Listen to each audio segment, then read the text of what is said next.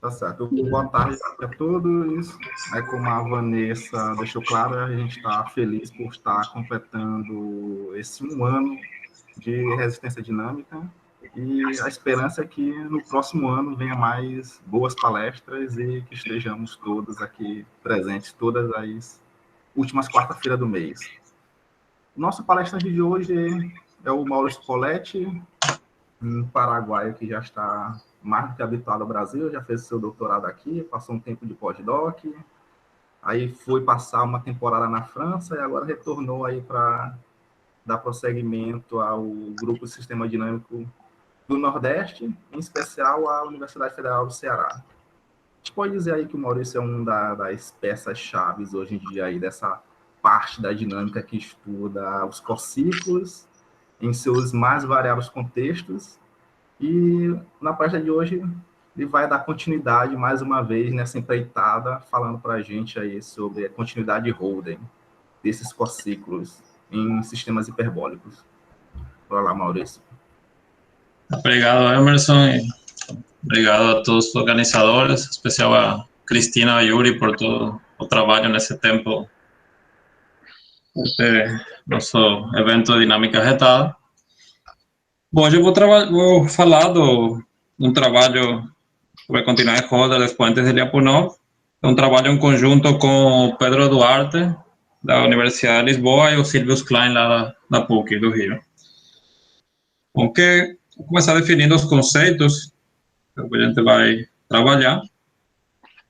Então, a gente tem uma dinâmica, uma transformação T, preservando uma medida, então sempre supor que é a medida ergódica, e uma função que a cada ponto do espaço associa uma matriz. Isso define o que é chamado de cociclo linear, que é um mapa fibrado, né, fibrado, que pega na base age pela dinâmica T e nas fibras vão agindo as matrizes, né? Aí os iterados desse sistema, como os Q-product, né, na parte da linear, na parte das fibras, a matriz, o enésimo iterado é o produto das matrizes ao longo da órbita do ponto. E tem, bom, que é definido como os expoentes de Lyapunov, que é como cresce exponencialmente a norma da matriz, que é esse limite, quando ele vai para o infinito, de 1 sobre n log da norma da matriz. Isso existe para quase todo ponto e, como a medida ergódica, é um número único para quase todo ponto. Isso que é chamado do primeiro expoente de Lyapunov. Bom, então, o problema que eu vou falar hoje é como que varia essa função que a cada matriz, a cada cociclo, o T vai estar fixo, o que a gente vai variar vai ser essa função matricial. Como varia isso em alguma topologia, né? Se isso varia continuamente, varia Holder, para quais topologias e coisas desse tipo. Então, tá lembrando, né, tem o teorema de Euclides, que dá uma coisa mais geral que isso, e ele prova que, na verdade, existem K números no máximo a dimensão do espaço, e o espaço RD pode ser decomposto em soma direta de espaço, nos quais cada um tem um crescimento, ao longo de cada um deles, tem um crescimento exponencial determinado. E o maior expoente coincide justamente com o crescimento da norma. Aí sempre dá para reduzir problemas para segundo, terceiro expoente, pegando potências exteriores. Tá? Então, a gente vai se focar no problema do maior expoente. Então, o resultado que a gente conseguiu é o seguinte. A dinâmica vai ser o shifted Bernoulli. Nossa medida vai ser uma medida com essas seguintes propriedades. Ela vai ser mixing hiperbólica, já porque eu tenho shift, e com estrutura de produto local, com densidade Holder. O que significa isso? Quando está no shift, a gente tem uma estrutura hiperbólica, uma estrutura de produto, de espaços instáveis e espaços estáveis, né? No shift seriam sequências só para frente e sequências só para trás. Então, você pode escrever isso como um produto e que a medida tem a estrutura do produto, quer dizer que em cada cilindro a nossa medida μ pode ser escrita como O vezes uma medida na estável, mediana estável. Elas se descompõem como um produto. E essa densidade que a gente tem aqui é Holder contínuo. Que sistemas têm essa propriedade? Por exemplo, estados de equilíbrio tem essa propriedade de ser mesmo que sejam estados de equilíbrio, mesmo máxima entropia, tem uma forma desse tipo, tem estrutura de produto com densidade Holder. Pelo menos no caso do estado de equilíbrio, se o potencial é Holder, então eu tenho uma medida com essa característica. E a gente vai olhar os passos dos cociclos Fibers-Bunch, devo definir já daqui a pouco. São cociclos que são Holder contínuo e com uma condição de bunching, que eu vou explicar já daqui a pouco.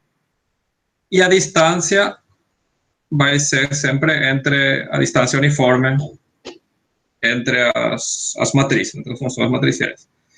Então, o resultado que a gente prova é que existe um aberto e denso dentro desse espaço de ciclos Fibers-Bunch, tal que os expoentes de Lyapunov variam de maneira Holder.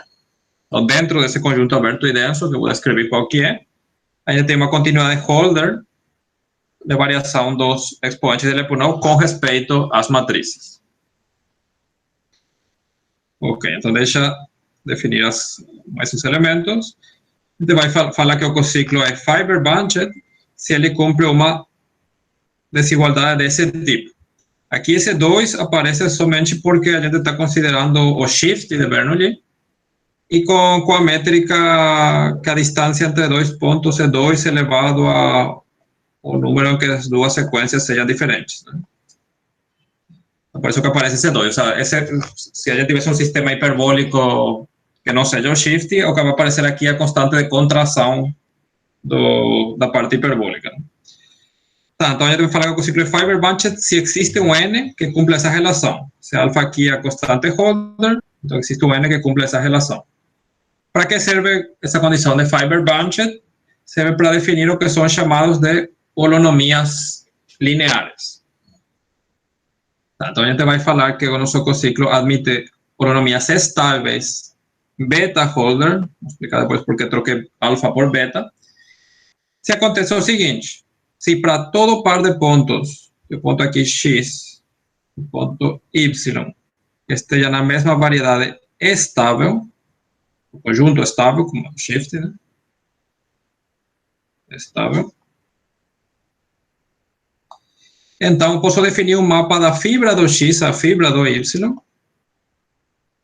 linear, que é chamado de holonomia estável do x ao y, que cumpre essas 4 propriedades. Então, ela se comporta bem quando eu vou de x a y, de y a outro ponto z. Ela se comporta bem com a dinâmica. Ela está a uma distância Holder da identidade, dependendo da distância x e y. E ele também é Holder variando os pontos, esses pontos x e y, por pontos x', y' perto deles, tá? Essas 3 propriedades das holonomias já foram sempre usadas pelos trabalhos do Marcelo, do Arthur, do Cristian, são sempre bem usadas. Essa última propriedade é uma propriedade extra que a gente precisou nesse trabalho, mas que também dá para provar com certas condições. Então, o que a gente consegue primeiro é que, se o cociclo é Fibers-Bunch, então ele admite holonomias beta-Holder para algum beta menor do que alfa. E esse beta depende somente da norma da matriz, daquele valor tau do Fibers-Bunch, da constante Holder do cociclo, do quantity Holder, e da constante Lipschitz do mapa, né? Nesse caso do shift. Ou seja, justamente essas três primeiras propriedades são verdades com alfa igual a beta, mas para ter essa quarta propriedade, a gente precisa diminuir um pouco o nosso expoente. Ok, então a gente tem holonomias com essas propriedades, que a gente vai usar. Ok, então quais são aqueles conjuntos aberto e denso que a gente prova que temos continuidade Holder? É o espaço, o conjunto dos cociclos que tem a propriedade de pinching e twisting. Então, o que é essa propriedade de pinching e twisting? Essa foi definida por Ávila Viana e por também no trabalho do Bonatti e Viana, que eles provam que, eles botam essa condição que chamam de pinching e twisting. Condição de pinching diz que existe um ponto periódico no qual os autovalores da matriz agindo nesse ponto periódico são todos diferentes. A gente tem a máxima quantidade de autovalores e que existe um ponto homoclínico transversal no qual o mapa de transição, vou explicar já bem daqui a pouco, deixa os espaços, os autoespacios de forma transversal.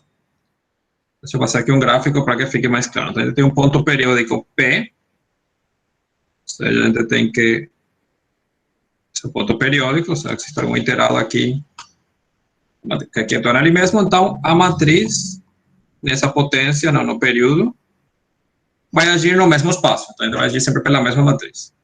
Aqui a gente tem, vamos botar a dimensão 2, para ser mais fácil, tem um vetor E1, então, como tem autovalores diferentes, a gente tem um autovetor E1, um autovetor E2. E a gente tem um ponto homoclínico transversal aqui, na interseção da variedade instável e estável do P, no qual eu posso fazer o seguinte, ir até aqui pela holonomia instável e depois voltar para o ponto P pela holonomia estável. O que eu quero que a condição de twisting é que esse mapa pegue esses dois vetores, E1 e E2, e os leve em outro par de vetores. Essa composição se pode chamar de phi de E1 e phi de E2, e que eles sejam transversais entre si. Ou seja, E1 seja transversal a E2 e a E1, phi de E2 seja transversal aos outros dois também. Então, essa condição que é chamada de twisting, como que ele mistura os espaços, ele não deixa eles invariantes por essa ação. Ok. Então, antes de continuar explicando como aprovar nosso resultado, deixa só mencionar alguns resultados na linha de continuidade expoentes de Lyapunov. Então, um caso que já tem vários resultados é o caso de produto aleatório de matrizes, é o caso random, que é quando é chamado também de cociclos localmente constantes, ou seja, quando o mapa é o X, e o cociclo somente depende da primeira coordenada do X, da coordenada 0 do X. Nesse caso, o problema de continuidade é respeito à medida que eu estou. Eu posso olhar ele como uma medida dentro do espaço de probabilidade, dentro das matrizes.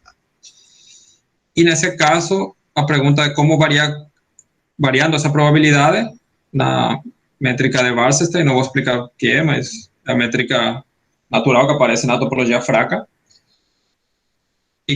E a distância Hausdorff do suporte, se esse mapa varia continuamente. Então, nessa linha tem vários resultados.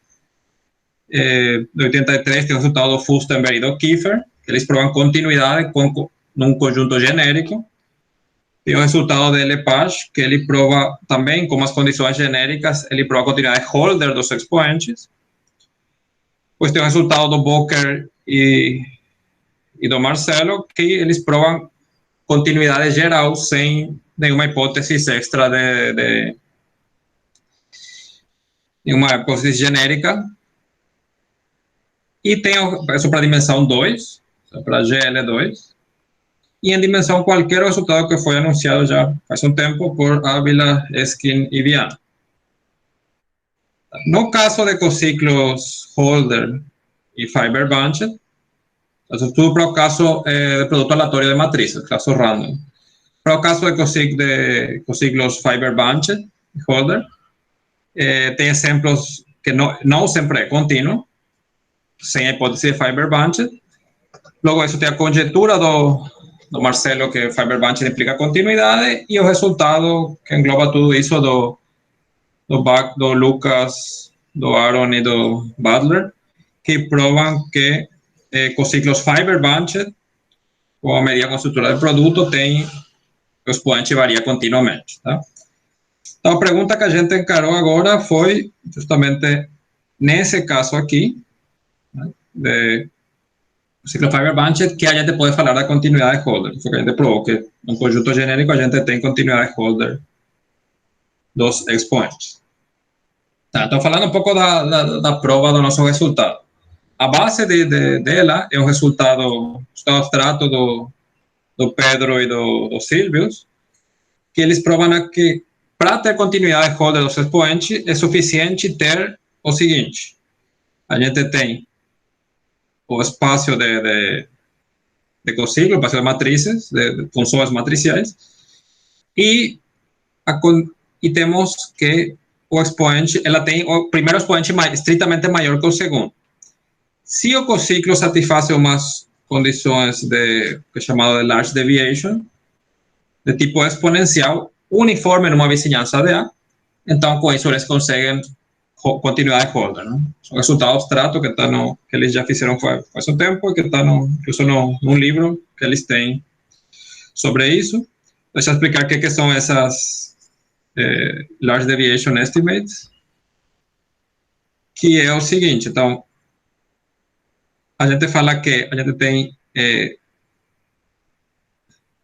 large deviation estimates nas fibras de tipo exponencial se existe uma vizinhança do cociclo, tal que para todo delta existe uma função que é importante que seja maior que algum delta P, ou seja, maior que delta alguma potência, tal que todo cociclo nessa vizinhança, o limite quando a gente faz para o teorema das LDs, o conjunto de pontos que estão longe dele, de tamanho delta, decresce exponencialmente com N. Tá? Tipo de clássico de estimativas de large deviation. Né? Então, se a gente tem isso, a gente tem continuidade. Então, o objetivo agora é provar que a gente tem esse tipo de estimativa. Esse tipo de estimativas também servem para tirar outras propriedades dos cociclos, né? Interessante do ponto de vista de física matemática. Ok, então, também tem o que são estimativas de large deviation, mas na base, que é quando a gente pega o espaço de funções contínuas e faz o mesmo tem uma estimativa também da medida dos pontos que estão ainda longe no limite tipo Birkhoff, né? Seja, quando você pega aqui o limite tipo Birkhoff, a soma de Birkhoff da função, e que tão longe ela está da integral. E o que depois fazer é, para reduzir de um caso a outro, é somente considerar, no lugar de considerar a dinâmica da base do ciclo separada, a gente projetiviza as fibras. No lugar de agir no RD, a gente age no espaço projetivo. Então, a gente tem uma dinâmica agindo num espaço compacto.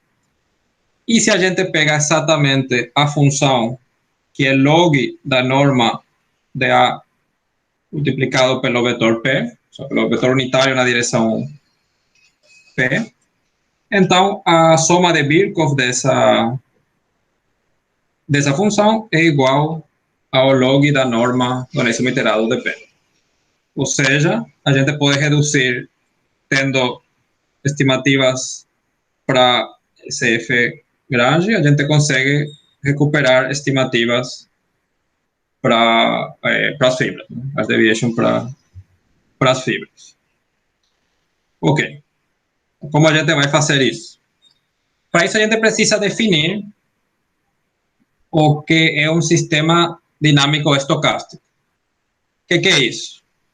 É uma função do espaço, em geral seria um espaço que a gente está trabalhando, vou explicar depois qual é o espaço mesmo que a gente vai fazer isso, que para cada ponto do espaço ele associa uma probabilidade dentro do espaço. É tipo aquelas transição markoviana, né? Isso que a gente chama de sistema dinâmico estocástico. A gente fala que a gente tem uma medida dentro do espaço que ela é estacionária para cá, se ela cumpre essa relação. Ou seja, que integrando respeito a essas medidas, que essas medidas dependem do ponto, e logo integrando no espaço respeito a essa medida, é o mesmo que integrar a função respeito à medida θ. Então, isso aqui a medida seria estacionária. E a gente tem que a medida vai ser estacionária se e somente se o shift, a gente define o shift dentro, sobre esse espaço, para o shift com a medida, com a transição K, shift markoviano com a transição K, θ é uma medida invariante para esse sistema. Tá? Um jeito mais dinâmico de ver que são as medidas estacionárias. Ok. Com isso, com esse operador K de transição, a gente define o operador de Markov-Feller que age no espaço de funções contínuas. Da seguinte forma. Então, a função no ponto x é pegar a função φ e integrar com respeito à medida dada pelo operador no ponto x. Dado o ponto x, a gente tem uma medida, a gente integra a função e define uma nova função, essa função Q de x. Ela tem as seguintes propriedades: ela preserva a unidade, ela não aumenta as normas, ela é positiva, ou seja, se tem uma desigualdade entre as funções, também tem desigualdade entre as imagens, e o operador adjunto age dessa forma. Então, em particular, se uma medida é estacionária, se somente se é um ponto fixo para o operador adjunto. Para que serve? Tá, então, deixa eu explicar como a gente vai, em que espaços a gente vai aplicar esse operador. Primeiro, a gente, na verdade, trabalhar com o espaço de funções contínuas, um espaço muito grande, que é difícil de tirar boas consequências do operador. A gente vai trabalhar sempre num subespaço de Banach. O espaço de Banach a gente vai trabalhar o espaço de funções Holder. E essa aqui para a gente vai ser o espaço de funções Holder. E a gente tem a norma Holder, que vem de uma seminorma e a norma infinita. Né? Uma seminorma que é zero a funções constantes. Então, em particular para... Isso aqui é mais geral, mas para funções Holder, esse BH seria o sup quando x diferente de y, de φ de x menos φ de y, dividido a distância de x a y, a constante, a expoente Holder que eu estou pegando. E a gente fala que o operador é strongly mixing, ou fortemente misturador, se existe uma probabilidade invariante pela junta, ou seja, uma medida estacionária, e uma constante C e um sigma, tal que o operador agindo na função está perto da integral, na norma H, exponencialmente. Então, tipo um decaimento exponencial, de um jeito, a grosso modo. Então, está ficando cada vez mais perto da integral, de um jeito exponencial. Outra forma de ver isso é como um operador. Isso significaria que a gente tem espaço de funções constantes aqui, e toda função converge exponencialmente para a função constante, que seria a integral dele. Ou de um jeito de vista espectral, que operador tem o espectro desse tipo. Então, tem um autovalor 1 isolado, que é nas funções constantes, e depois todo o espectro se encontra dentro do círculo unitário. Então, para ter esse tipo de estimativas, é suficiente que, como aqui a gente tem a constante que vai ser integral, a gente, na verdade, é suficiente ver que a seminorma é contraída, ou seja, que existe algum n, então que a seminorma é contraída uniformemente. Então, isso que a gente vai tentar fazer agora. Isso basado nessa proposição, que foi provada pelo Pedro, pelo Silvius, que essa condição de strongly mixing, ou fortemente misturador, no espaço H, que são os rodas para a gente,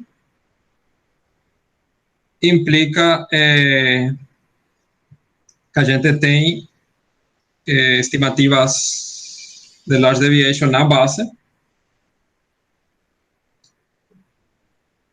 Tá, então, na base a gente tem estimativas de large deviation, agora a gente vai tentar provar que tem nas fibras. O objetivo vai ser provar que naquele sistema fibrado a gente tem, na verdade, essa propriedade de fortemente misturador. Com isso a gente vai concluir, usando esse resultado, que tem large deviation nas fibras, e com isso a gente conclui continuidade de Holder. Então, para explicar como que a gente prova isso, né, que é a parte que eu acho mais que tem mais a ver com dinâmica, que eu quero explicar um pouco melhor a prova. Então, para isso a gente tem que provar que esse sistema contrai de alguma forma. Para isso a gente define esse objeto kappa, que vai depender de alfa, que é o sub da distância do iterado n de dois pontos no espaço, né? Ou seja, a gente pega esses pontos, nesse caso x e y são pontos no projetivo, como ele contrai com a expoente alfa, e a gente pega a média nisso, não se integra com respeito à medida. E a gente vai falar que é contrativo na média se isso acontece, se isso é menor do que 1, para algum iterado n. E é fácil ver, não é, que sendo a seminorma desse tipo, e usando o operador de Markov-Keller, que aplicando n vezes o operador, isso é menor ou igual que essa constante vezes a seminorma original. Tá? Só fazer uma conta lá, usar a definição do operador. Então, o objetivo agora vai ser provar isso. A gente, nosso operador, tem contrativo na média. Então, como eu falei, então nosso objetivo vai ser somente provar que é contrativo na média, porque com isso a gente vai ter a propriedade de strongly mixing. Tá, então agora vamos no caso particular que a gente está trabalhando, deixa eu explicar como que a gente construi todos esses objetos que eu estava falando, como a gente construiu o sistema dinâmico estocástico e como a gente construi o operador de Markov-Keller, qual que seria no nosso caso. Então, a gente começa com o shift de Bernoulli, bilateral, uma medida mixing hiperbólica com estrutura de produto e densidade de Holder. A gente pode ver o sistema da seguinte forma. Vamos supor que aqui a gente tem variedades instáveis e tem aqui as variedades estáveis. Então, uma variedade instável, vamos supor aqui, nesse exemplo, como que a gente só tem dois símbolos. Então, uma variedade estável a gente pode separar em se o primeiro símbolo é 0 ou ele é 1. Aí, o que acontece com essa variedade instável? Quando eu itero, elas se separam em duas variedades instáveis. Né? Uma vai para as que tem símbolo 0, na coordenada estável, e os outros, ou seja, a outra parte vai para algum aqui embaixo, que tem o símbolo 1, né? Ao contrário, né? Daqui em cima para 1, daqui embaixo para o símbolo 0 na coordenada anterior. Então, se a gente pega o quociente, o espaço quociente, quocientando nosso espaço pelas variedades instáveis, então a gente não tem uma dinâmica definida, não é? Porque a gente, para um ponto, tem dois. Para um ponto, que seria toda essa variedade instável para quociente, a gente tem duas imagens. Mas a gente não vai definir uma dinâmica, a gente define o operador estocástico da seguinte maneira. Eu tenho essa variedade instável e eu posso ir para uma ou para outra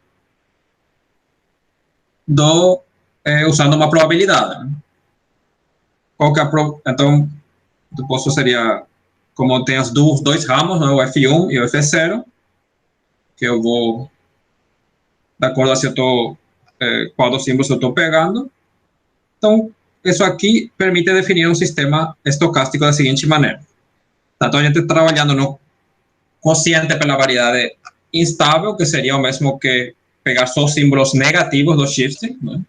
Os símbolos positivos seriam um símbolo negativo define uma variedade instável local, e a gente pega uma probabilidade para cada um desses pontos da seguinte maneira.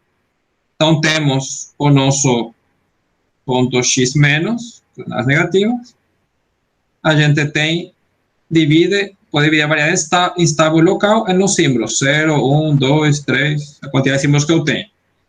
E a probabilidade para agir pelo primeiro, usando o iterado que dá o primeiro símbolo 0, o primeiro símbolo 2, 1 ou 2, assim, vai ser a medida ao longo dessa variedade instável, isso aqui é a medida na variedade instável do x menos, e a medida do símbolo que eu estou considerando.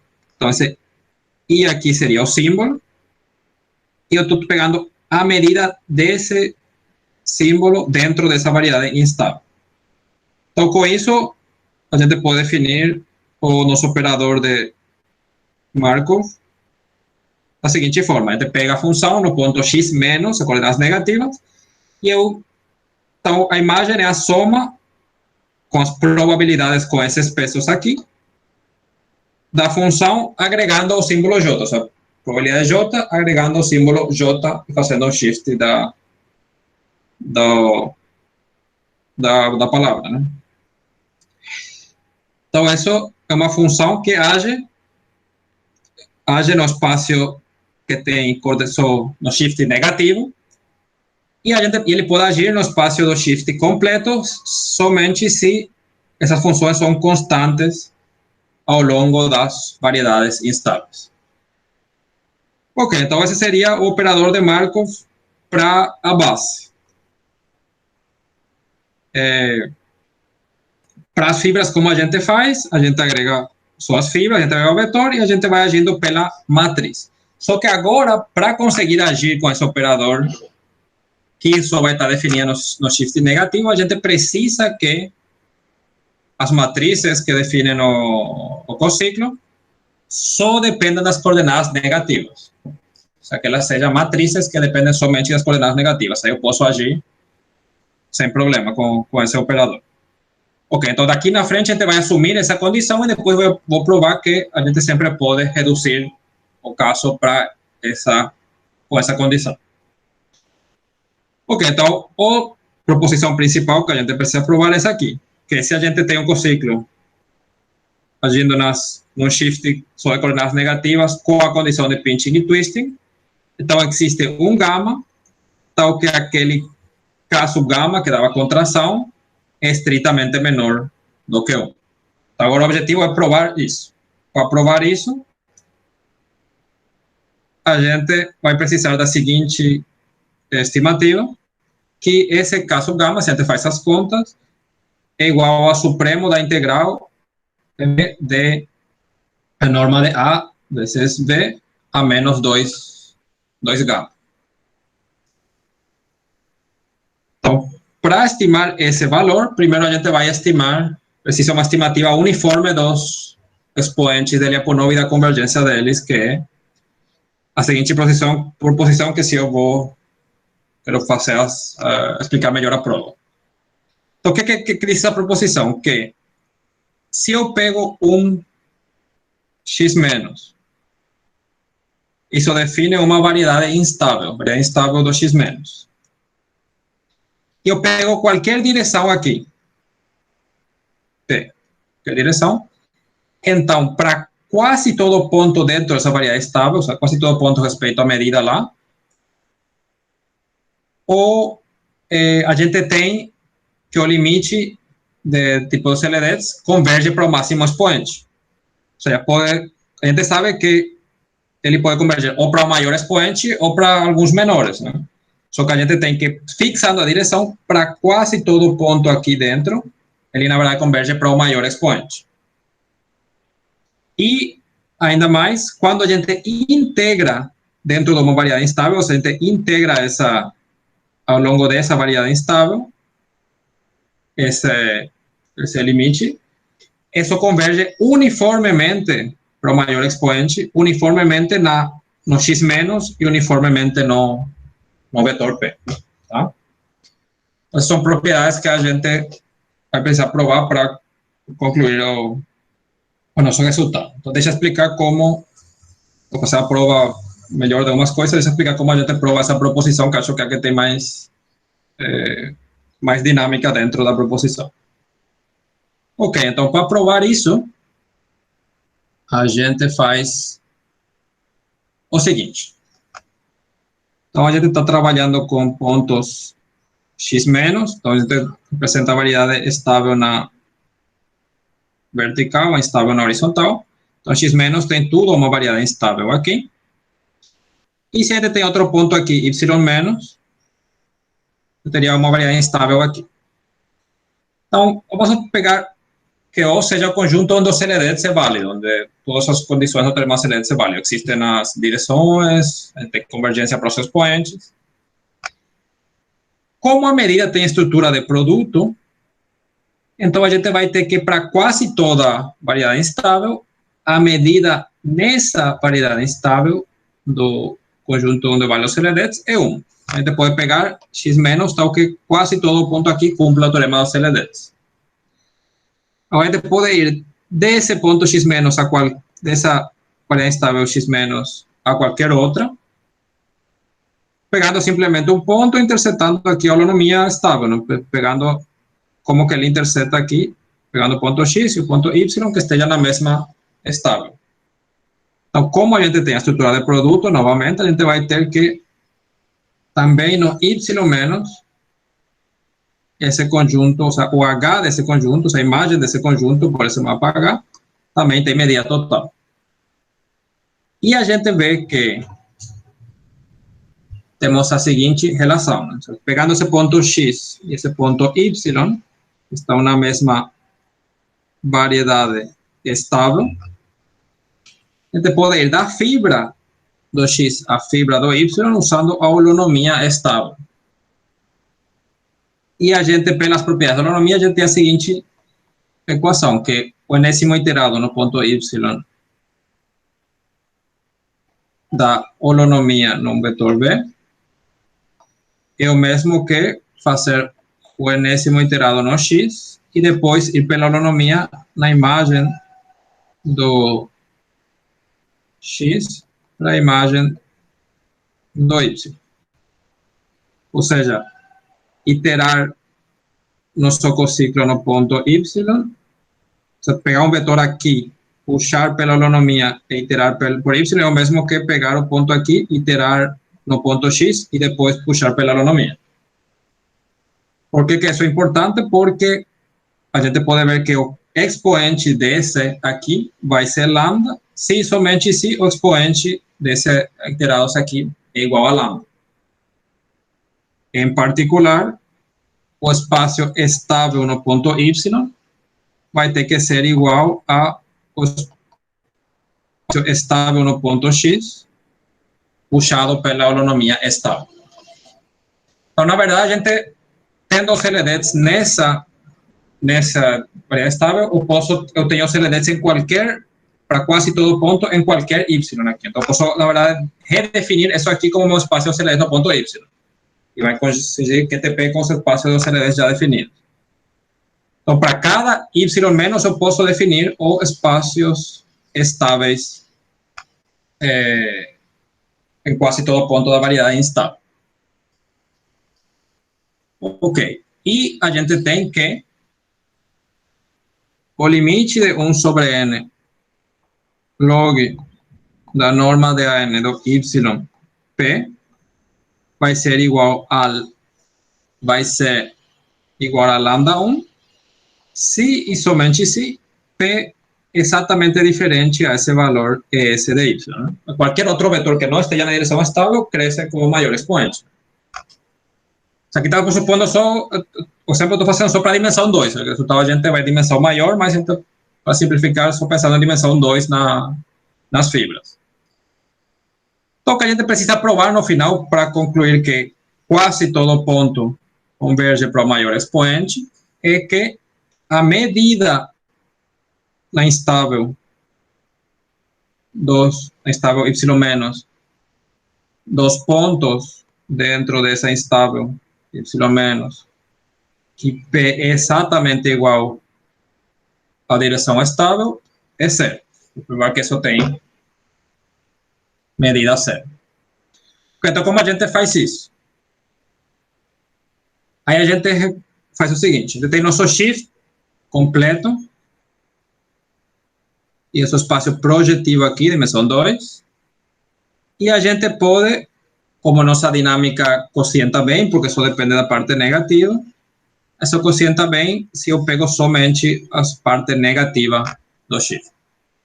Agora, nesse espaço aqui, eu posso definir a seguinte medida, chamar de MS, que seria pegar a medida de μ na base, nossa medida original, e nas fibras pegar uma medida que se chama delta na direção estável. Nossa medida é invariante porque os espaços de LD estáveis são invariantes. Isso é o que é chamado de esse estado. Agora, quando eu faço esse quociente aqui, indo para esse quociente, a gente então tem também um quociente aqui, que eu vou chamar S-. Então, agora essa medida está só no shift unilateral. E o que foi provado por Cristian Bonatti e o Marcelo é que a desintegração dessa medida nas fibras, se para cada x menos eu associo uma medida, a desintegração dela nas fibras, ela é contínua. De algum jeito é porque ela é invariante na direção, ela se comporta bem na direção estável, porque a direção estável é invariante pelas polinomiais estáveis. Então, quando eu quociento pela instável, só está aparecendo a parte que varia continuamente, de grosso modo. E eles também provam que com a condição de pinching e twisting, a gente tem a condição que a gente quer, que para toda a direção P no projetivo, isso aqui, essa medida, é zero. Todo espaço, todo subespaço unidimensional tem medida zero para essa medida não quociente. Só que a medida não quociente seria o mesmo que integrar a medida original, que era dada pela delta Dirac aqui, a desintegração na instável, respeito ao qual eu estou quocientando. Então, se isso é zero, significa que o P é diferente ao espaço estável para quase todo ponto. Então, a gente consegue concluir o que eu estava querendo, né? Que a gente tem, para quase todo ponto, a gente tem que o vetor cresce com expoente tipo, com maior expoente.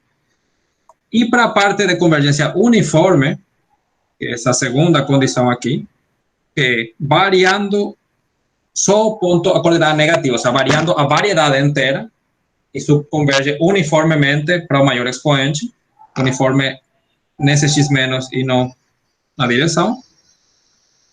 Para isso a gente faz o seguinte, vamos supor que não, né? Então a gente tem uma sequência de pontos x menos convergindo para algum x menos no shift negativo, e uma direção convergindo para uma direção P, tal que isso aqui é sempre estritamente menor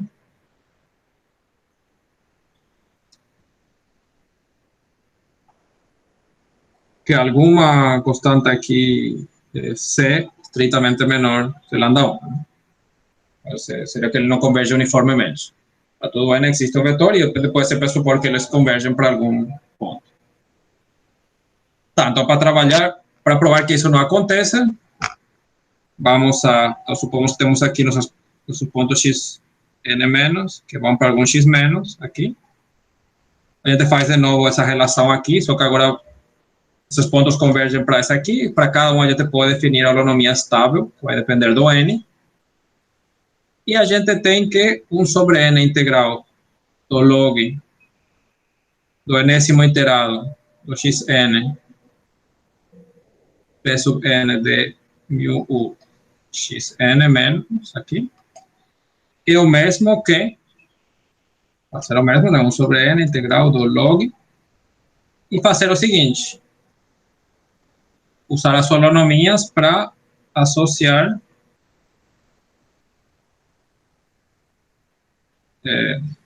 deixa eu botar aqui os pontos, só botar que vai depender dos iterados. O iterado da matriz no ponto x, a variedade estável, ou holonomia estável n, p sub n, a norma. Não estou usando aquela propriedade das holonomias. Com isso, a gente vê, hay um argumento clássico da teoria da medida, a gente pode achar um conjunto no qual, dado um delta, a gente pode achar um conjunto de medida bem grande, maior que o menos delta, no qual o espaço estável se encontra fora de uma vizinhança aqui do ponto P, e com isso a gente conclui que fora dessa vizinhança a gente vai ter a convergência exponencial, meio que uniforme, e a gente consegue concluir que isso aqui vai ser maior ou igual que o maior expoente, o menos delta, mais o menor expoente delta. E como esse delta é arbitrário, a gente chega a uma contradição com que a gente estava afastado do maior expoente. Ok, então com isso a gente conclui esse teorema. Agora, como a gente usa esse teorema, a gente que queria? A gente queria usar esse teorema aqui para estimar esse valor aqui do K. Se aqui tivesse o log, seria mais fácil, mas como não tem, a gente precisa de uniformidade para fazer o seguinte, a gente tem que o kappa em gama n é igual ao sup nos vetores b da integral da norma do AN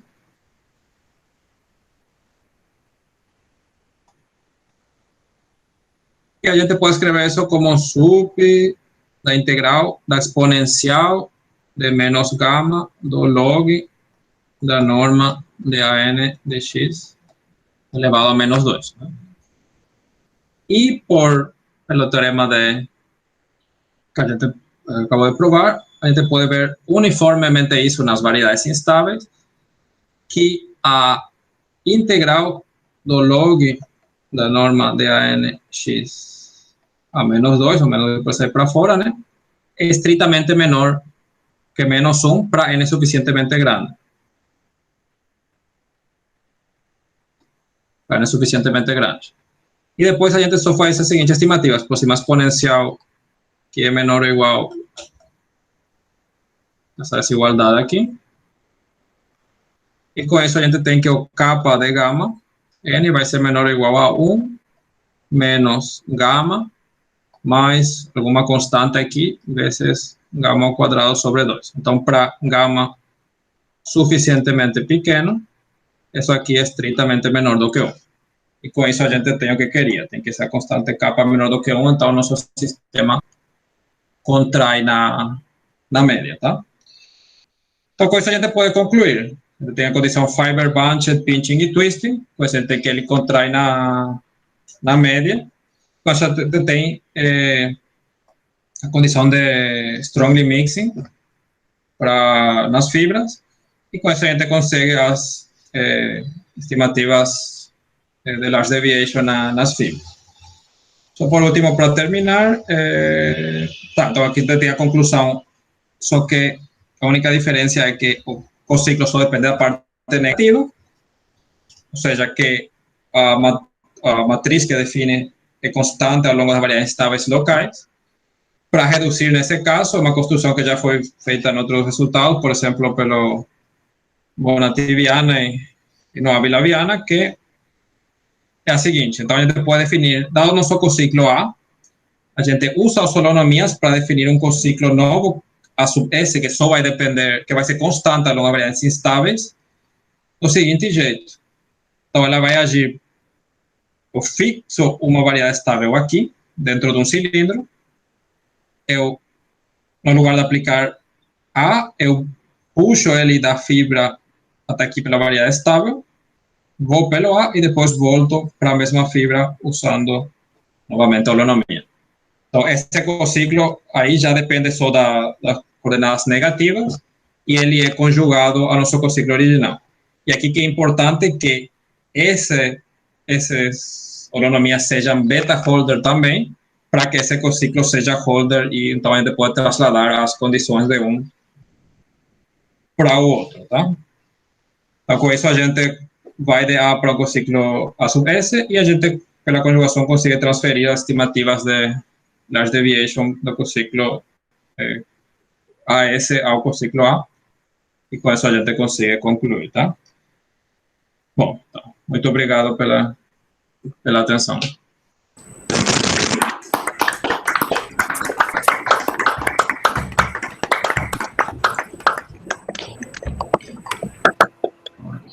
Muito bem, agora é a hora em que está liberada as perguntas, o Maurício, se alguém tiver alguma.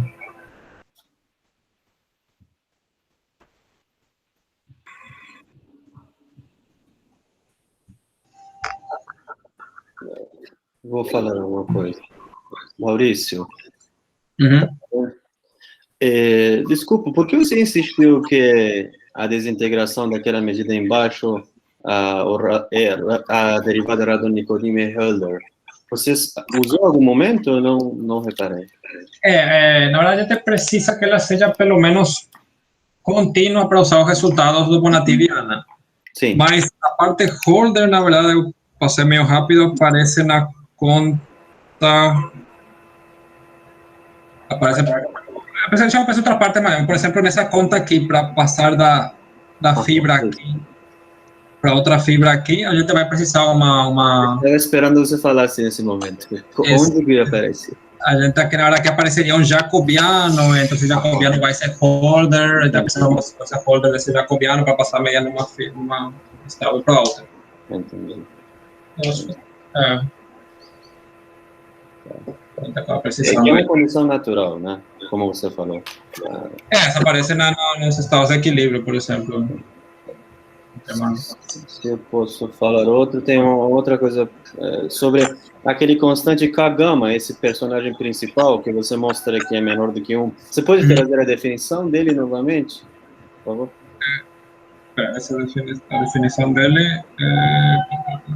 parece algo de tipo energia ou estou enganado? Esse K-alfa é o que isso? Ele meio que mede a contração, na verdade, que você tem, tipo, como as distâncias entre os pontos vão variando, né? E os expoentes servem para ajustar mais ou menos, para fazer ele menor ou maior. Não sei se tem muito a ver com a energia que define o Marcelo, com o Carlos, não sei, não saberia dizer. E o lema é simples, que esse cara é igual ao expoente, é igual à integral do norma. Tem que fazer uma estimativa, se estimar pela derivada, que é uma só no projetivo, né? Então a derivada no projetivo tem a ver com a norma da matriz, claro, e jogar com isso. Por isso que aparece. Ou seja, vocês em particular implicam resultados de Brown, Aaron Brown e Butler e Beck também, é isso? Não, nós só explica porque a gente precisa a condição de pinching e twisting para ter a continuidade de Holder. Eles não têm isso. Eles provam que justamente a parte fácil é com pinching e twisting, a parte difícil é os ciclos que não têm a propriedade de pinching e twisting. Perfeito. Aí a gente consegue continuar Holder só nesse caso. Entendi. Provavelmente, se a gente tem uma condição, não tem pinching e twisting, a conjectura é que a parte holder, a expoente holder vai se degenerando, então provavelmente tem algum outro módulo de continuidade, talvez, mas dificilmente holder. Uhum. Obrigado, gostei. Obrigado, André. Maurício, eu tenho uma pergunta. No caso clássico de produtos aleatórios de matrizes, você tem alguns exemplos para, mesmo nesse caso irredutível, né, para garantir que o cociclo não vai ser Lipschitz, por exemplo. Vai ser Holder, porém não vai ser Lipschitz. Envolvendo matrizes de Schrödinger e tal. Vocês têm alguma ideia de possibilidade de construir tais exemplos para limitar o quão regular pode ser?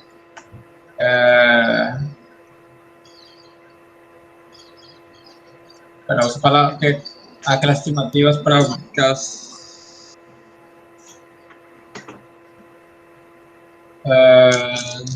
não, normalmente não tenho um exemplo para ver isso no caso. Então seria o caso redutível, né? O caso que não tem pitching e twisting, se que estão... Não, no caso, pinch and twist mesmo, você garantiu que é Holder, né? Mas será que é sempre Lipschitz, por exemplo? Será que é o melhor possível? Você tem alguma classe de exemplos para... Não, na verdade a gente não explorou isso. Eu poder interessante ver se esse expoente holder é tão ótimo.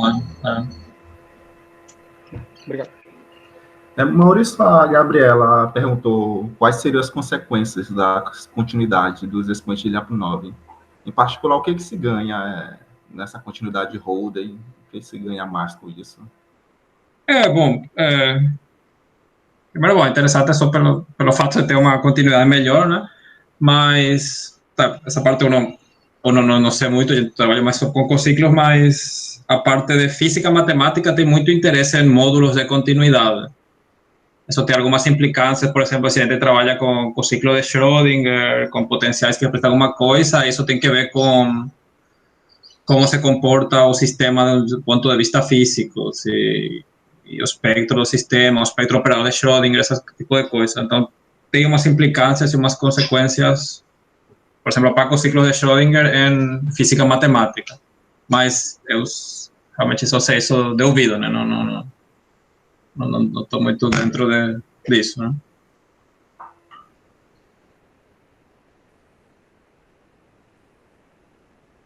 Mais alguma pergunta? Acho que podemos agradecer o Maurício novamente, então.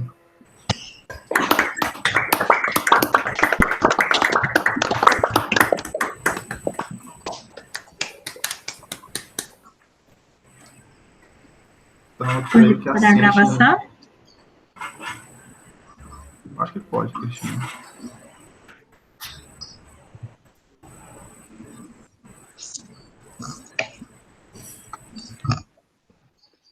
Quando é a próxima, Hermes?